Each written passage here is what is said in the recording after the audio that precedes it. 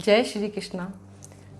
Daily Hindu ज्ञान में आप सभी का बहुत बहुत स्वागत और अभिनंदन है। अभी चतुर्मास चल रहे हैं। चतुर्मास का महात्म क्या है इसके बारे में बात करते हैं। तो चतुर्मास किसको कहते हैं? जो आषाढ़ मास की शुक्ल पक्ष की जो एकादशी होती है, जिसको देवशयनी एकादशी कहते हैं।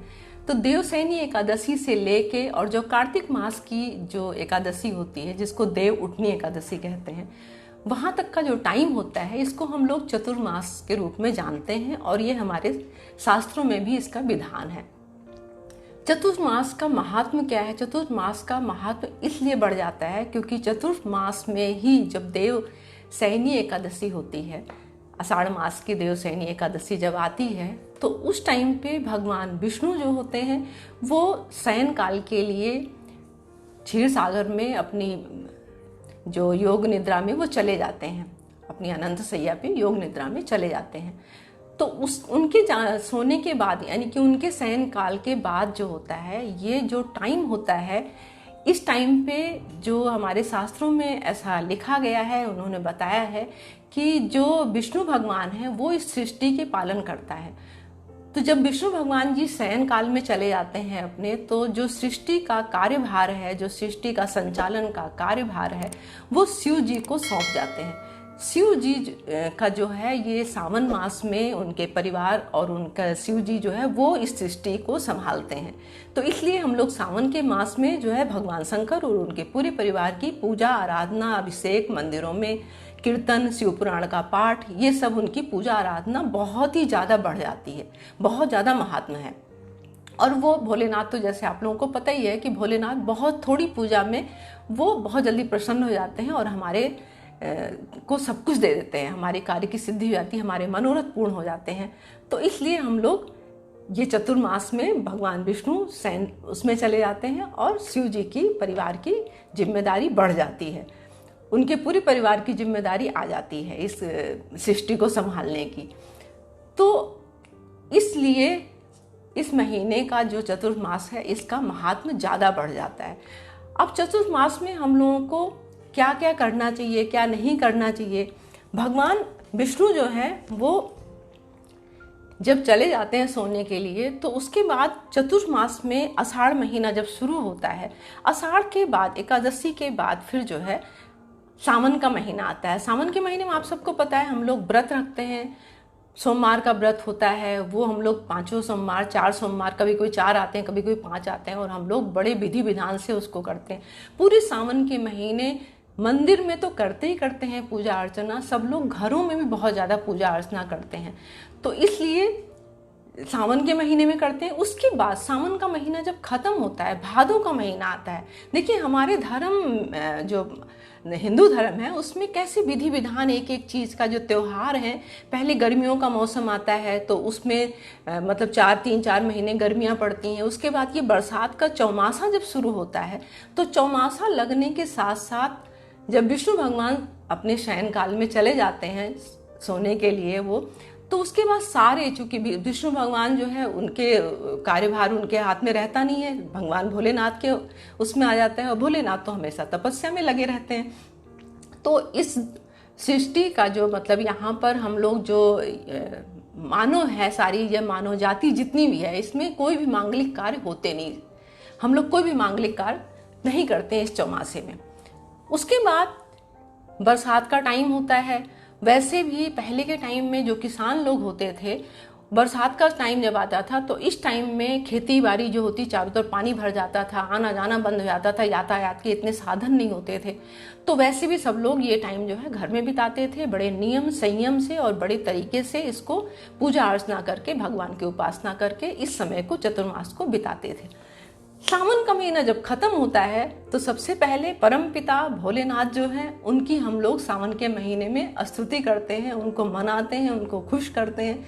और उसके बाद एक जो विधान है, जो सिस्टम है पूजा का, वो सबसे पहले परमपिता भोलेनाथ को हम लोग समर्पित होते हैं, उनको उनकी आराधना पूजा करते हैं। उसके बाद भादों का महीना जब आता है, तो भादों के महीने में गणपति जी सबसे पहले अब ये समझ लीजिए आप कि ये साल का एक तरह से जो स्टेप बाय स्टेप हम लोग पूजा करने जा रहे हैं। सबसे पहले गणपति को हम मनाते हैं, तो भादों के महीने में गणपति की आराधना करते हैं। उनकी 10 दिन का उनका टाइम होता है। 10 दिन हम लोग बड़े धूमधाम से उनको अपने घरों में लाते हैं और उनकी विधिवत पूजा करते हैं, उनकी खूब आराधना करते हैं और साल भर के लिए उनसे उनका आशीर्वाद मांगते हैं कि प्रभु अपना आशीर्वाद हम लोगों पर बनाइए, जिससे हम लोग खूब अच्छी तरह से अपने कार्य में सफलता मिले और खूब अच्छी तरह से फले फूले, हमारा व्यापार खूब अच्छी तरह से चलता रहे।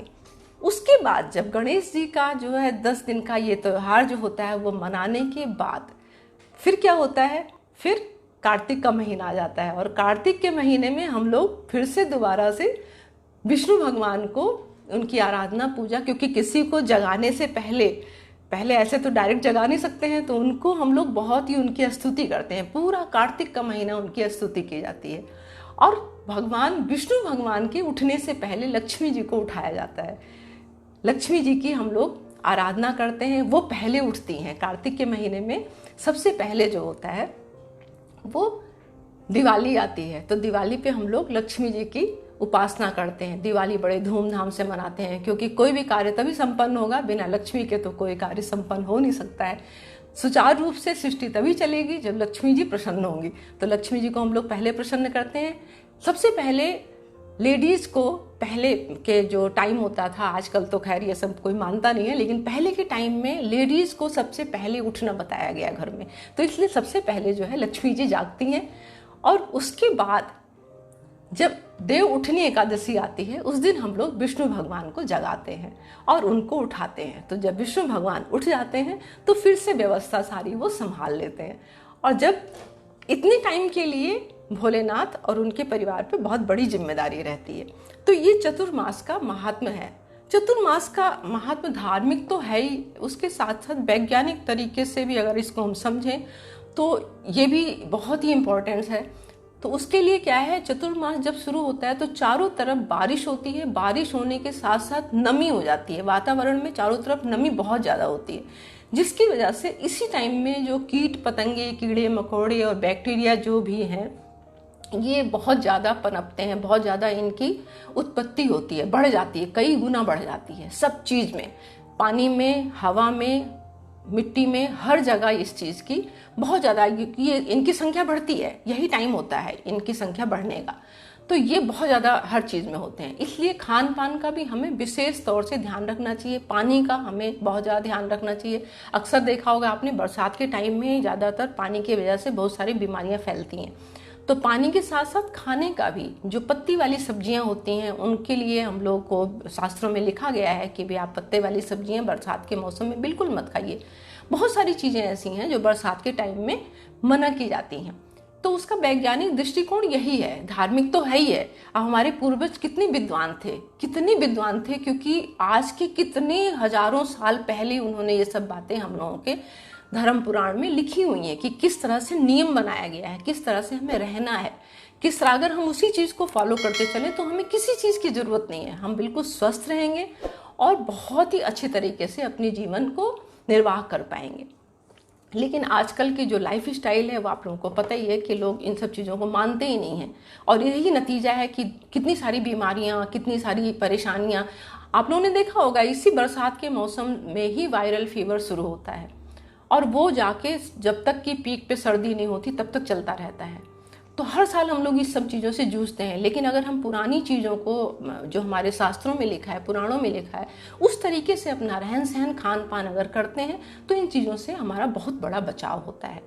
तो ये भी एक कारण है। अब चौमासे में हमें क्या क्या करना चाहिए? चौमासे में व्रत, तप और संयम, इन सब चीज़ों को हमें फॉलो करना चाहिए, क्योंकि 4 महीने जो ये हैं, चौमासा मतलब 4 महीना, ये जो 4 महीना है इसमें सोमवार का व्रत तो रखते ही रखते हैं। पूरे महीने बहुत सारे लोग ऐसे हैं जो पहले के टाइम में भी ऐसा करते थे और आज भी बहुत सारे लोग जो ऐसे हमारे ऋषि मुनि जो हैं और बहुत से जो नियम को फॉलो करते हैं वो एक ही टाइम खाना खाते हैं, शाम को एक टाइम खाना खाते हैं। और बहुत सारी जो चीज़ें मना की गई हैं खाने के लिए, जैसे बैगन नहीं खाना है, साग नहीं खाना है, दही नहीं खाना है, कुछ दालें ऐसी हैं भारी, क्योंकि हमारी जो पाचन शक्ति है जो है ये बहुत कमज़ोर हो जाती है। बरसात होने पे जो डाइजेशन का वो पावर होता है वो कम हो जाता है। तो इसलिए ऐसे टाइम में ज़्यादातर आप लाइट भोजन करिए जो जल्दी से टाइम पे डाइजेस्ट हो जाए। शाम को देर रात को आप खाना मत खाइए, जल्दी से खाना खा लीजिए, सुबह जल्दी उठिए। सोने का, उठने का, खाने का हर चीज़ यहीं से हम जो, क्योंकि ये एक ऐसा टाइम है जब ये मौसम चेंज हो रहा है, मौसम चेंज हो रहा है। गर्मी से हम सर्द उसमें बरसात में आए हैं। तो गर्मी से जब बरसात में आते हैं, इतनी ज़्यादा पीक पे गर्मी थी, अब हमारी बॉडी को उस तरह से रहने की आदत नहीं है।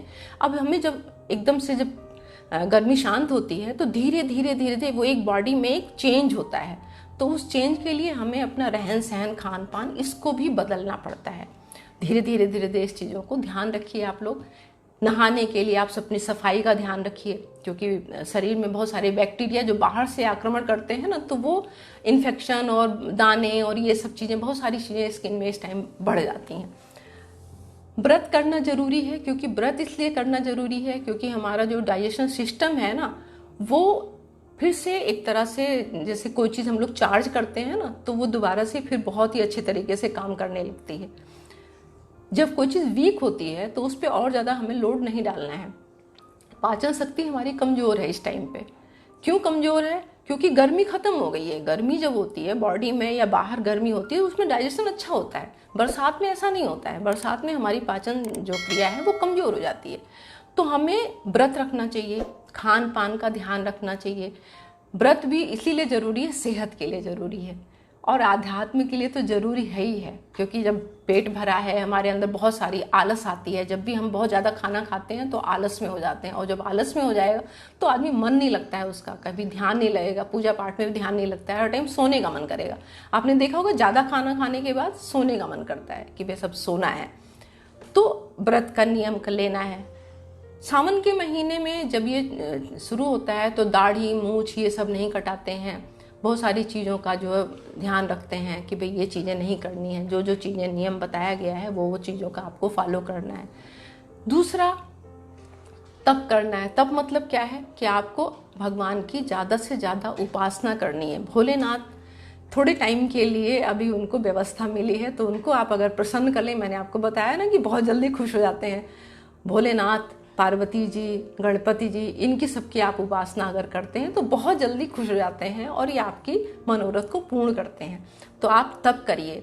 आपको बाहर कहीं ज़्यादा, सब तरफ बारिश हो रही है, कहीं बाढ़ आई है, कहीं कुछ आई, तो बाहर ज़्यादा आना जाना नहीं करना है, क्योंकि बाहर का माहौल ऐसा है नहीं। तो आप घर में रहिए और अपने जप, तप और नियम, संयम मतलब क्या है? संयम मतलब ये है कि आपको अपने इंद्रियों पे कंट्रोल करना है। मैंने बताया आपको खान पान का भी आपके मतलब जो आप खाना खाते हैं, यानी कि अपनी जिह्वा पे कंट्रोल करना है, खान पान की आदतों को बदलना है। दूसरा, आपको टाइम से सोना है और टाइम से उठना है। तीसरा, आपको बाहर आना जाना नहीं है, तो आने जाने का जब भी मूड हो तो आपको इस चीज़ पे भी संयम रखना है, क्योंकि शाम को अगर निकलते हैं तो बाहर फिर वही मच्छर भी बहुत सारे पैदा होते हैं। बहुत सारी चीज़ें ऐसी हैं जो आपके इन सब चीज़ों का नियम धर्म अपनाना चाहिए। जितना ज़्यादा आप मौन रहेंगे, आपका मन शांत रहेगा और आप ज़्यादा से ज़्यादा, आपकी जो माइंड है वो ज़्यादा काम करने के लिए तैयार हो पाएगा।